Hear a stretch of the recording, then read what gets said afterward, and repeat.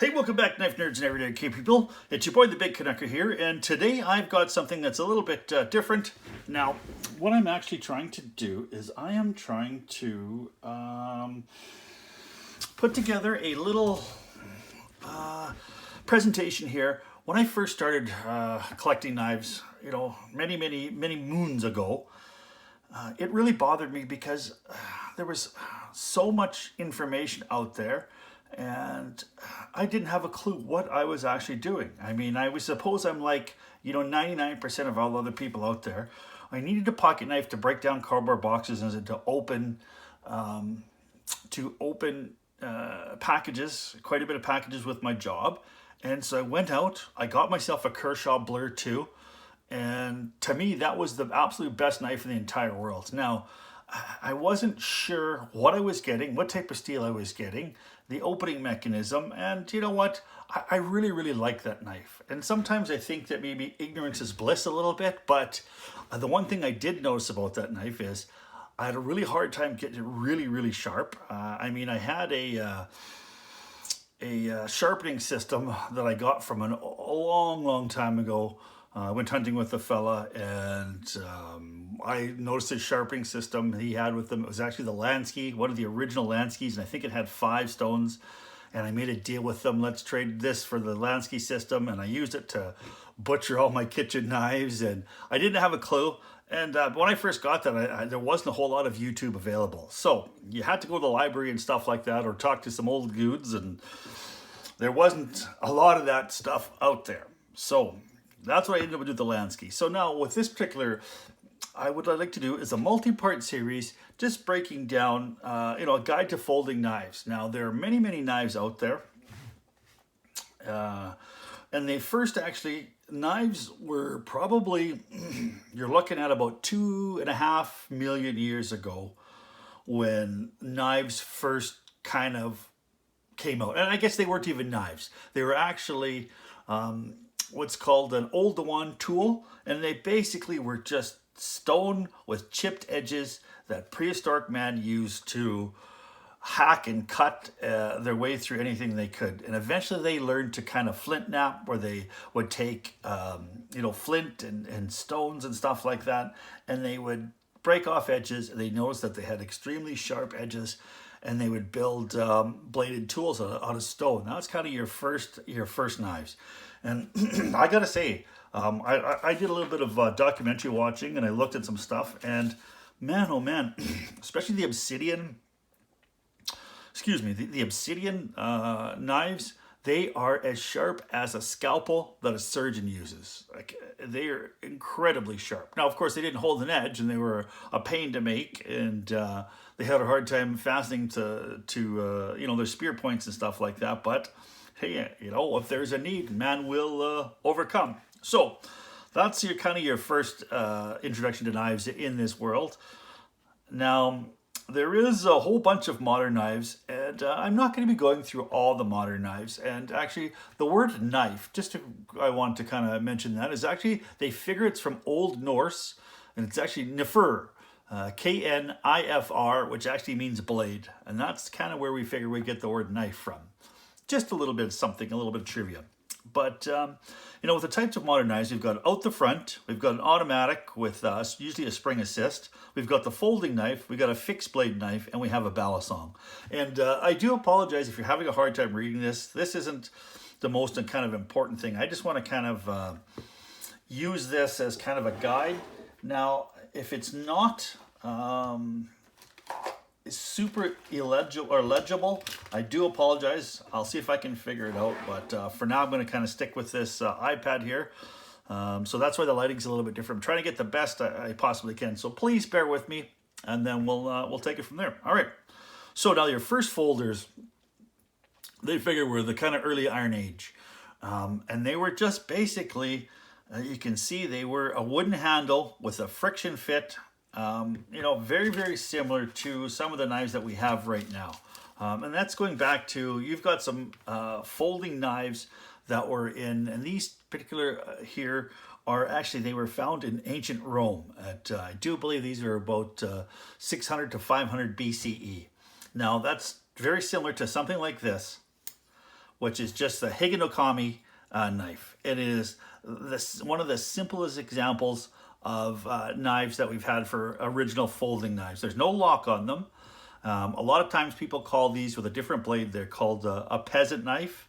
Higanokami is a Japanese version. Lots of, doing some reading about this Higanokami knife, there are lots of Japanese schoolboys would take these to schools and use these. That was kind of the pocket knife or the pen knife. When I was a kid, it was kind of like a, case type traditional knives with a nail nick. That was kind of what I threw in my pocket.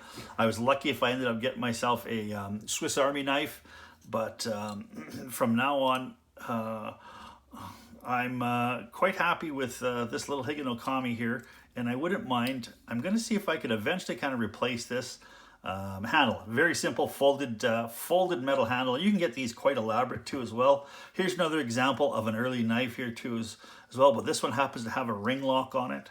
Open L with a wooden handle and just a straight pin pivot and a blade. I mean, and you cannot get any simpler than these two knives here. And that's what you're dealing with back in the day in ancient Rome. All right, so now basically what I wanted to do here is this is a multi-part video system. I don't want to keep these videos too long. I want to keep them kind of short. Hopefully I can get them all within about under 15 minutes. And I just kind of want to go over the knife. And because a lot of times when I was trying to do some research and I was finding videos online on YouTube, when I was watching them, the terminology was really drove me crazy, and I didn't know what they were talking about, and I had to do a whole bunch of research. And so I'm just hoping that over this little bit, when somebody finishes watching this multi-part series, they've got a way bigger, way better handle on the folding knives. Now, the other thing is, I am not a knife expert from, I didn't go to school for it or anything like that. Everything I've learned is from the internet and reading books and talking to friends and stuff like that. So if I make a mistake, please leave it in the comments at the bottom, and be kind, okay? Hopefully this will be all right for you guys. All right, so of course, so the first thing we're going to talk about is a blade, and we're going to kind of go over what the anatomy of a blade is. And the next series we'll look at doing blade steels and grinds and stuff like that. And so it's not going to be completely done in this particular video. Like I said, it's going to be a multi-part video discussing different parts of the folding knife and the folding knife industry to help out some of the newbies out there, because I know I had some really good YouTubers out there who helped me learn a lot. Randy Johnson's one. He was one of the first ones I remembered as far as sharpening. Nick Shabazz is another one that was, he's the big daddy of the knife review as far as I'm concerned. I learned a lot about knives from watching his reviews. Slicey Dicey, he's another one. Kevin Cleary is another one. So, yeah, well, I'm sure there's lots that I can mention. And but those are the ones just for now. All right, so this looks like here a little ZT0450 Sinkovich designed is what it looks like here, this blade. Now you're going to have yourself a point, of course, which is it's the pointy end of the knife. And not all folding knives have got pointy edges. Now you've got here, which is a swedge or maybe a false edge, and I'm going to be trying to bring out some knives and stuff like that have got these particular characteristics to show you. I do apologize here. And if I can grab them, then it is fantastic here. Oh my goodness. You think I'd be able to... here we go. All right. Here is my handy dandy Chris Reeves Umnums on, and that's got a really nice swedge on the top of it here. So you can see basically a swedge is kind of a false edge along the top of the blade, and it's not sharpened all the way to the end, so it is to the apex. It is still got some dullness to it as well. And you know what, and knife makers do that for design aesthetics. They do it for saving some weight. They do it for because it will pierce a lot better. They do it for all sorts of reasons. Okay, so now here you've got your edge. Now you've got your primary. Now here is where we're running into some questions here of different terminology and stuff like that. So they have here, it's a bevel and we've got edge. So a lot of other people call this your primary bevel and your secondary bevel.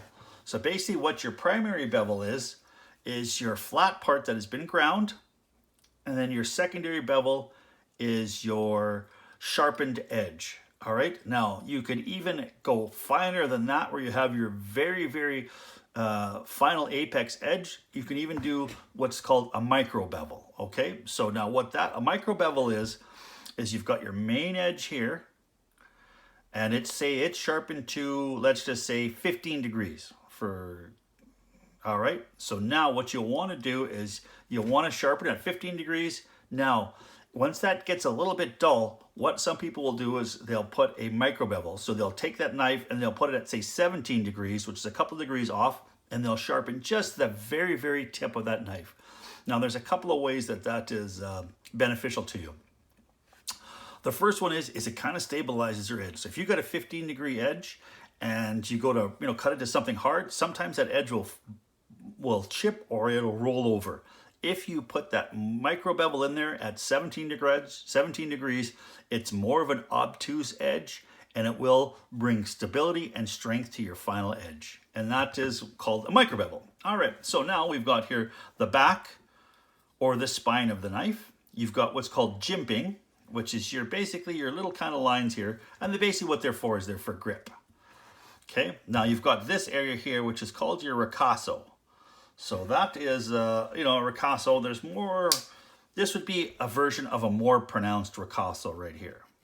Okay, and that's just basically your flat area that kind of connects into where your tanging, your pivot goes. All right. So of course you've got a choil here. Now you could have different types of choils. Okay, so this here is a choil that's just basically a non-sharpened area. And basically what that does is it allows you to sharpen the entire edge of the knife so you don't get recurving. Now, a lot of times, if you look here at the edge of knives, you can see where it gets fat. Now, if it's fat like that, and let's grab a Spyderco knife because they are quite famous for having fat areas here. Just looking for something here that I did not put a sharpening choil into. Oh, right here. So I still have not done, this is my bombshell. Now, when you're looking at a non-sharpening choil in there, so you've got here, which is called your ricasso. Here, this is called a plunge line here, by the way. Now, when this area here, this unsharpened spot is kind of fat. So when you touch your blade to your stone, this particular edge is not going to get sharpened like this is. So this will start to wear faster than this area here. And so what ends up happening is your knife ends up going back like this, and it creates kind of a recurve. So now if you put a little sharpening choil in there, so now your blade you'll sharpen right to that edge, and then that'll stay completely the same all the way through the entire edge of the knife. And so then you will not get that recurve. You'll still have a flat edge traveling its way up the blade. Okay, so that gives you an idea of that too as well. Now, but this particular one here has got a flipper too as well. Oops. And now the other thing here is that can be a flipper. It can also be a guard. Now you don't necessarily, now this flipper here will travel to this side. And so when you push this down, it travels an arc through here, it locks into place, and it's your flipper tab there. It's also a guard too as well when it's open. Now, a thing that they haven't mentioned in there is what a lot of blades have got, is they've got nail nick, okay? So now with a nail nick here too as well, that is an opening part where you can open up your knife. And, oops, done.